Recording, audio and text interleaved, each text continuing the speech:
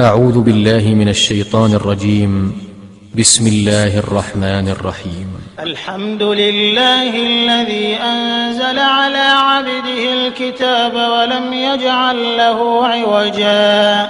قيما لينذر بأسا شديدا من لدنه ويبشر المؤمنين الذين يعملون الصالحات أن لهم أجرا حسنا ماكثين فيه أبدا وينذر الذين قالوا اتخذ الله ولدا ما لهم به من علم ولا لآبائهم كبرت كلمة تخرج من أفواههم إن يقولون إلا كذبا فلعلك باخع نفسك على آثارهم إن لم يؤمنوا بهذا الحديث أسفا إنا جعلنا ما على الأرض زينة لها لنبلوهم أيهم أحسن عملا وإنا لجاعلون ما عليها صعيدا جرزا أم حسبت أن أصحاب الكهف والرقيم كانوا من آياتنا عجبا إذ أوى الفتية إلى الكهف فقالوا ربنا آتنا من لدنك رحمة وهيئ لنا من أمرنا رشدا فضربنا على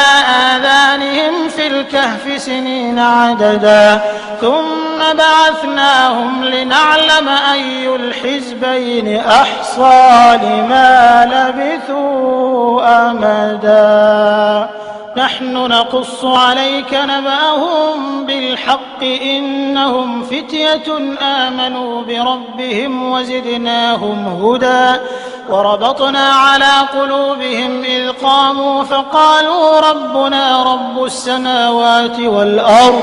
لن ندعو من دونه إلها لقد قلنا إذا شططا هؤلاء قومنا اتخذوا من دونه آلهة لولا يأتون عليهم بسلطان بين فمن أظلم ممن افترى على الله كذبا وإذ اعتزلتموهم وما يعبدون إلا الله فأووا إلى الكهف ينشر لكم ربكم من رحمته ويهيئ لكم من أمركم مرفقا وترى الشمس إذا طلعت تزاور عن كهفهم ذات اليمين وإذا غربت تقرضهم ذات الشمال وهم في فجوة منه ذلك من آيات الله من يهد الله فهو المهتد ومن يضلل فلن تجد له وليا مرشدا وتحسبهم أيقاظا وهم رقود ونقلبهم ذات اليمين وذات الشمال وكلبهم باسط ذراعيه بالوصيد لو اطلعت عليهم لوليت منهم فرارا ولملئت منهم رعبا وكذلك بعثناهم ليتساءلوا بينهم قال قائل منهم كم لبثتم قالوا لبثنا يوما أو بعض يوم قالوا ربكم أعلم بما لبثتم فابعثوا أحدكم بورقكم هذه إلى المدينة فلينظر أيها أزكى طعاما فليأتكم برزق منه وليتلطف ولا يشعرن بكم أحدا إنهم إن يظهروا عليكم يرجموكم أو يعيدوكم في ملتهم ولن تفلحوا إذا أبدا وكذلك أعثرنا عليهم ليعلموا أن وعد الله حق وأن الساعة لا ريب فيها إذ يتنازعون بينهم أمرهم فقالوا ابنوا عليهم بنيانا ربهم أعلم بهم قال الذين غلبوا على أمرهم لنتخذن عليهم مسجدا سيقولون 3 رابعهم كلبهم ويقولون 5 سادسهم كلبهم رجما بالغيب ويقولون 7 وثامنهم كلبهم قل ربي أعلم بعدتهم ما يعلمهم إلا قليل فلا تمار فيهم إلا مراء ظاهرا ولا تستفت فيهم منهم أحدا ولا تقولن لشيء إني فاعل ذلك غدا إلا أن يشاء الله واذكر ربك إذا نسيت وقل عسى أن يهديني ربي لأقرب من هذا رشدا ولبثوا في كهفهم 300 سنين وازدادوا 9 قل الله أعلم بما لبثوا له غيب السماوات والأرض أبصر به وأسمع ما لهم من دونه من ولي ولا يشرك في حكمه أحدا واتل ما أوحي إليك من كتاب ربك لا مبدل لكلماته ولن تجد من دونه ملتحدا واصبر نفسك مع الذين يدعون ربهم بالغداة والعشي يريدون وجهه ولا تعد عيناك عنهم تريد زينة الحياة الدنيا ولا تطع من أغفلنا قلبه عن ذكرنا واتبع هواه وكان أمره فرطا وقل الحق من ربكم فمن شاء فليؤمن ومن شاء فليكفر إنا أعتدنا للظالمين نارا أحاط بهم سرادقها وإن يستغيثوا يغاثوا بماء كالمهل يشوي الوجوه بئس الشراب وساءت مرتفقا إن الذين آمنوا وعملوا الصالحات إنا لا نضيع أجر من أحسن عملا أولئك لهم جنات عدن تجري من تحتهم الأنهار يحلون فيها من أساور من ذهب ويلبسون ثيابا خضرا من سندس واستبرق متكئين فيها على الأرائك نعم الثواب وحسنت مرتفقا واضرب لهم مثل الرجلين جعلنا لأحدهما جنتين من أعناب وحففناهما بنخل وجعلنا بينهما زرعا كلتا الجنتين آتت أكلها ولم تظلم منه شيئا وفجرنا خلالهما نهرا وكان له ثمر فقال لصاحبه وهو يحاوره أنا أكثر منك مالا وأعز نفرا ودخل جنته وهو ظالم لنفسه قال ما أظن أن تبيد هذه أبدا وما أظن الساعة قائمة ولئن رددت إلى ربي لأجدن خيرا منها منقلبا قال له صاحبه وهو يحاوره أكفرت بالذي خلقك من تراب ثم من نطفة ثم سواك رجلا لكن هو الله ربي ولا أشرك بربي أحدا ولولا إذ دخلت جنتك قلت ما شاء الله لا قوة إلا بالله إن ترني أنا أقل منك مالا وولدا فعسى ربي أن يؤتيني خيرا من جنتك ويرسل عليها حسبانا من السماء فتصبح صعيدا زلقا أو يصبح ماؤها غورا فلن تستطيع له طلبا وأحيط بثمره فأصبح يقلب كفيه على ما أنفق فيها وهي خاوية على عروشها ويقول يا ليتني لم أشرك بربي أحدا ولم تكن له فئة ينصرونه من دون الله وما كان منتصرا هنالك الولاية لله الحق هو خير ثوابا وخير عقبا واضرب لهم مثل الحياة الدنيا كماء أنزلناه من السماء فاختلط به نبات الأرض فأصبح هشيما تذروه الرياح وكان الله على كل شيء مقتدرا المال والبنون زينة الحياة الدنيا والباقيات الصالحات خير عند ربك ثوابا وخير أملا ويوم نسير الجبال وترى الأرض بارزة وحشرناهم فلم نغادر منهم أحدا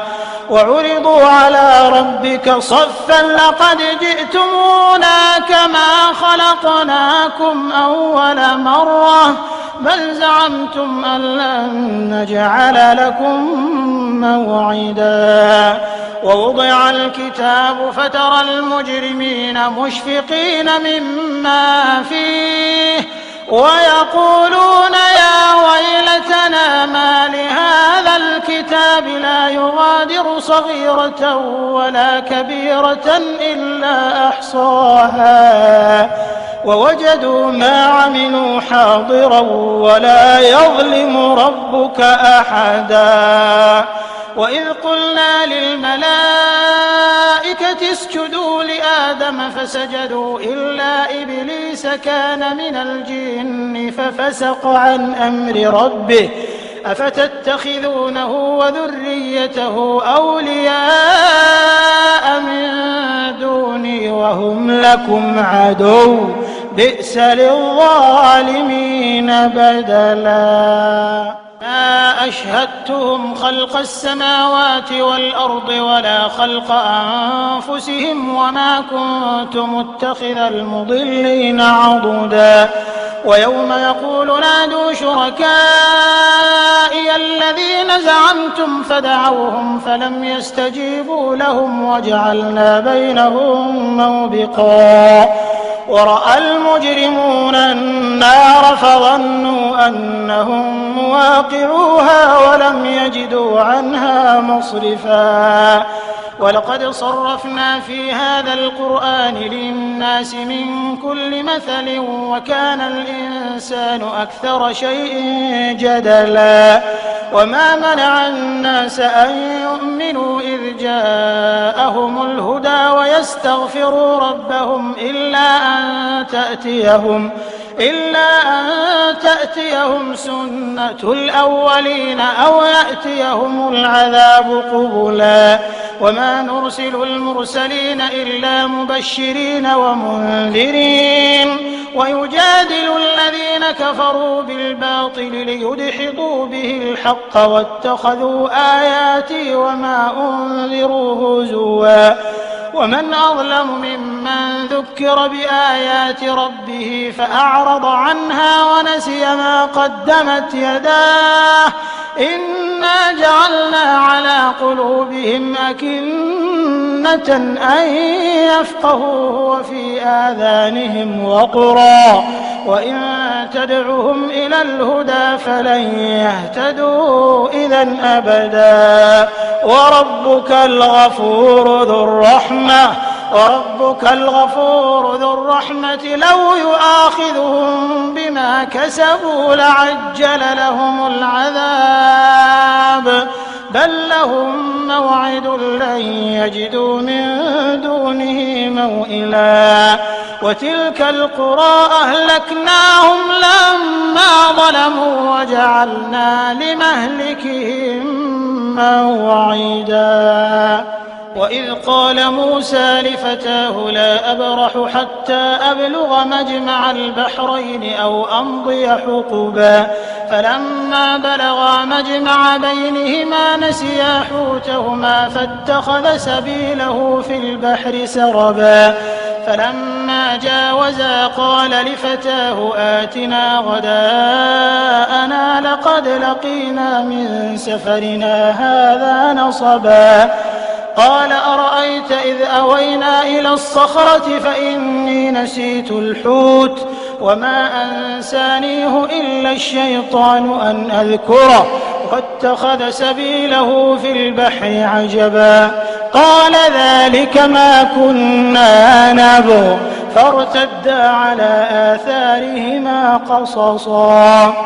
فوجدا عبدا من عبادنا آتيناه رحمة من عندنا وعلمناه من لدنا علما قال له موسى هل أتبعك على أن تعلمني مما علمت رشدا قال إنك لن تستطيع معي صبرا وكيف تصبر على ما لم تحط به خبرا قال ستجدني إن شاء الله صابرا ولا أعصي لك أمرا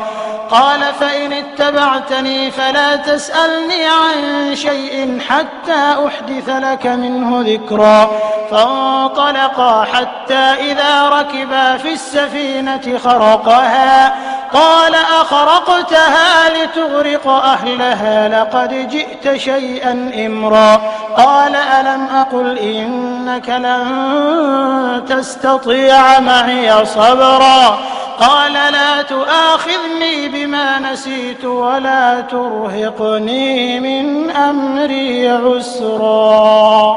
فانطلقا حتى إذا لقيا غلاما فقتله قال أقتلت نفسا زكية بغير نفس لقد جئت شيئا نكرا قال ألم أقل لك إنك لن تستطيع معي صبرا قال إن سألتك عن شيء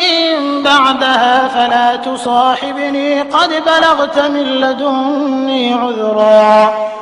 فانطلقا حتى إذا أتيا أهل قرية استطعما أهلها فأبوا أن يضيفوهما فوجدا فيها جدارا يريد أن ينقض فأقامه قال لو شئت لاتخذت عليه أجرا قال هذا فراق بيني وبينك سأنبئك بتأويل ما لم تستطع عليه صبرا أما السفينة فكانت لمساكين يعملون في البحر فأردت أن أعيبها وكان وراءهم ملك يأخذ كل سفينة غصبا وأما الغلام فكان أبواه مؤمنين فخشينا أن يرهقهما طغيانا وكفرا فأردنا أن يبدلهما ربهما خيرا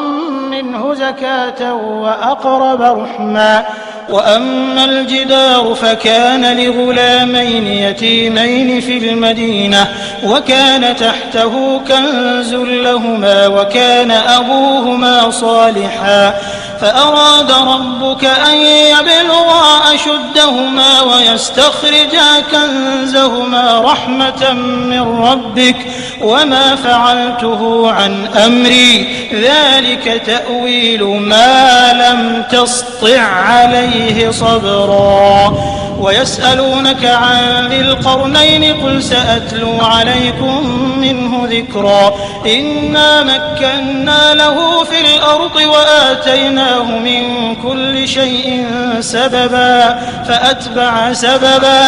حتى إذا بلغ مغرب الشمس وجدها تغرب في عين حمئة ووجد عندها قوما قلنا يا ذا القرنين إما أن تعذب وإما أن تتخذ فيهم حسنا قال أما من ظلم فسوف نعذبه ثم يرد إلى ربه فيعذبه عذابا نكرا وأما من آمن وعمل صالحا فله جزاء الحسنى وسنقول له من أمرنا يسرا ثم أتبع سببا حتى إذا بلغ مطلع الشمس وجدها تطلع على قوم لم نجعل لهم من دونها سترا كذلك وقد أحطنا بما لديه خبرا ثم أتبع سببا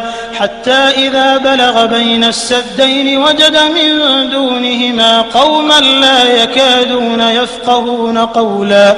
قالوا يا ذا القرنين إن يأجوج ومأجوج مفسدون في الأرض فهل نجعل لك خرجا على أن تجعل بيننا وبينهم سدا قال ما مكني فيه ربي خير فأعينوني بقوة أجعل بينكم وبينهم ردما آتوني زبر الحديد حتى إذا ساوى بين الصدفين قال انفخوا حتى إذا جعله نارا قال آتوني أفرغ عليه قطرا فما استطاعوا أن يظهروه وما استطاعوا له نقبا قال هذا رحمة من ربي فإذا جاء وعد ربي جعله دكا وكان وعد ربي حقا وتركنا بعضهم يومئذ يموج في بعض ونفخ في الصور فجمعناهم جمعا وعرضنا جهنم يومئذ للكافرين عرضا الذين كانت أعينهم في غطاء عن ذكري وكانوا لا يستطيعون سمعا أفحسب الذين كفروا أن يتخذوا عبادي من دوني أولياء إنا أعتدنا جهنم للكافرين نزلا قل هل ننبئكم بالأخسرين أعمالا الذين ضل سعيهم في الحياة الدنيا وهم يحسبون أنهم يحسنون صنعا أولئك الذين كفروا بآيات ربهم ولقائه فحبطت أعمالهم فلا نقيم لهم يوم القيامة وزنا ذلك جزاؤهم جهنم بما كفروا واتخذوا آياتي ورسلي هزوا إن الذين آمنوا وعملوا الصالحات كانت لهم جنات الفردوس نزلا خالدين فيها لا يبغون عنها حولا قل لو كان البحر مدادا لكلمات ربي لنفد البحر قبل أن تنفد كلمات ربي ولو جئنا بمثله مددا قل إنما أنا بشر مثلكم يوحى إلي أنما إلهكم إله واحد فمن كان يرجو لقاء ربه فليعمل عملا صالحا ولا يشرك بعبادة ربه أحدا.